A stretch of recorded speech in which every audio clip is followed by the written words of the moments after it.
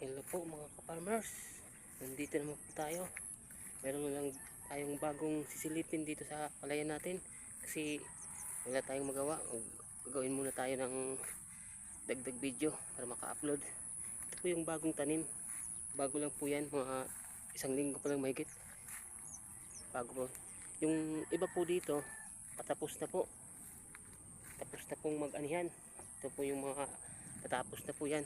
Naghihintay lang po yan ng sunod na naman na taniman. Mga hintayin lang nila yung isaktong buwan ng panananim dito sa amin. Siguro mga sunod na buwan taniman na yan. Sunod na buwan, mga buong buwan ng Marso. Tapusin nila yung isang buwan na Marso, mga Abril, ganyan. Kasi yung lupa papatuyuin muna nila. At saka dito rin sa amin, yung yan po, ano yan po yan, tapos na po yan. Ito, matapos. Ito, wala na to. Tapos na po to. Matapos na po yan dito. Yung mga dati ko kasing mga in-upload na video, yung mga kapartners natin, dati, nag-umpisa pa lang anihan. Ngayon po, ay wala na. Matatapos na. Pero mayroon pang konti, mga ilan-ilan na lang. Pero hindi na matagal yan. Mga siguro ngayong katapusan na buwan na to, matatapos na itong anihan dito sa amin. Ganda kasi ng panahon.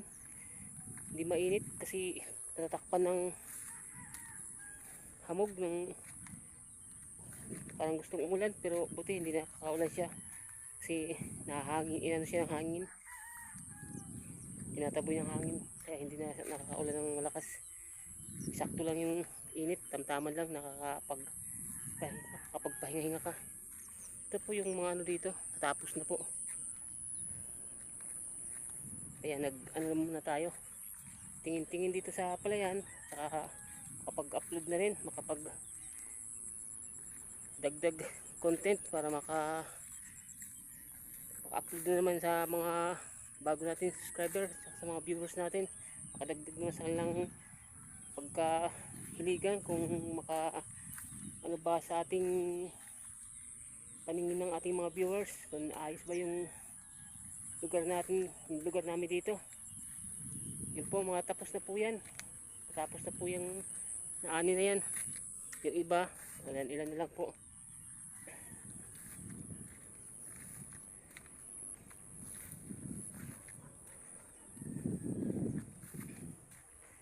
Kaya siguro mga sunod na linggo, mag video tayo dito. Mga linggo-linggo na tayo makakapunta sa palayan kasi yung palayan natin hindi na masyadong madaming anihin.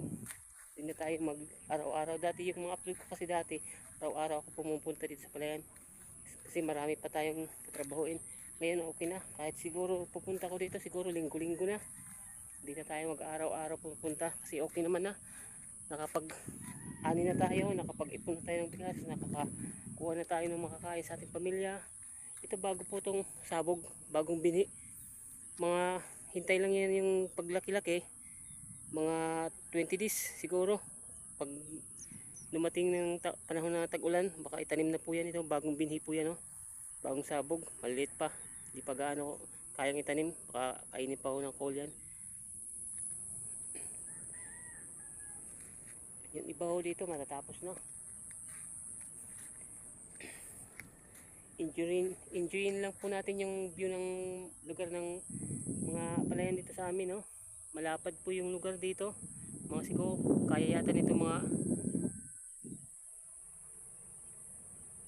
siguro mga 20,000 hektarya.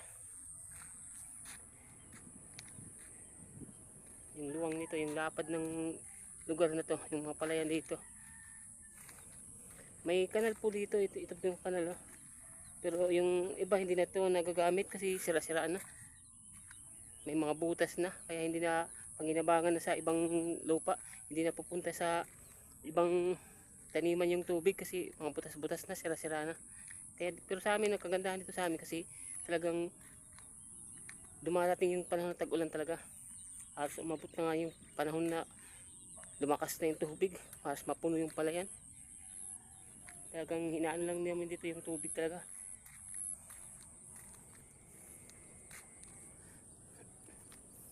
Mayroon pang ilan-ilan po dito, mga anihin, konti-konti.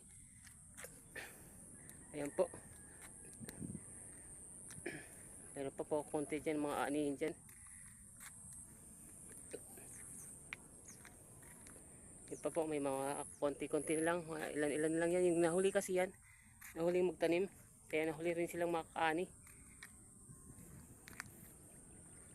Ang ganda kasi ng panahon ngayon, ngayong hapon, hindi mainit. Wala kasing, hindi kasi nakakalabas yung araw. Natakpan ng ano, ng kapal ng uulanin na mga ulap. Gustong umulan siya pero ano lang, mahangin lang siya. Yun po yung natitira pa, yung mga lugar na yun, yung anihin pa po yan, oh. Mga anihin pa po yan. Yun, ito po, ito, mga anihin pa po yan. Pero hindi na masyadong kaluwangan yan. Mas marami nang naani kaysa sa natira.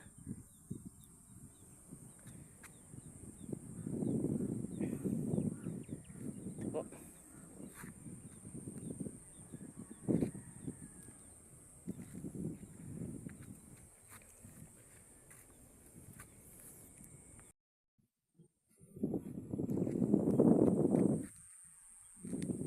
Tapusin lang po natin yung oras para makumpleto lang yung oras po natin bago natin i-upload. Ito po yung lugar na mga naani na po. Itong dadaanan ko yung mga naani na po yan. Mga naani po, tapos na po yan naani. Kaya ano na to, okay na, nakapagpahinga na yung mga magsasaka natin, yung mga farmers natin, makakapagpahinga-hinga na rin bago sila sumabak ulit sa taniman, mga isang buwang pahinga. Kasi ang buhay lang namin dito, yung habang may lakas ng katawan, patuloy pa rin tayong kakahit sa palayan, sakahan, para makapag hanap buhay tayo sa mga pamilya natin. Tuloy tayong kumakain ng sarili nating pinaghirapan na pinagbungkal ng lupa. Mas masarap kasi yung sarili mong pagod na binungkal mo, tapos maaani mo, sarili mong bigas ang kinakain mo, hindi mo binibili.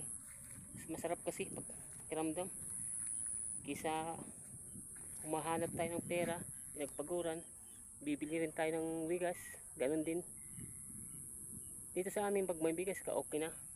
May makikita kasi dito sa aming mga gulay-gulay.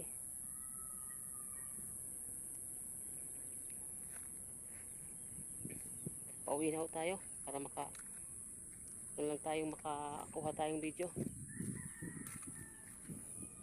Makadagdag lang tayo sa ating content, mga viewers natin, mga subscribers, para maka-comment sila kung maganda ba yung lugar natin dito.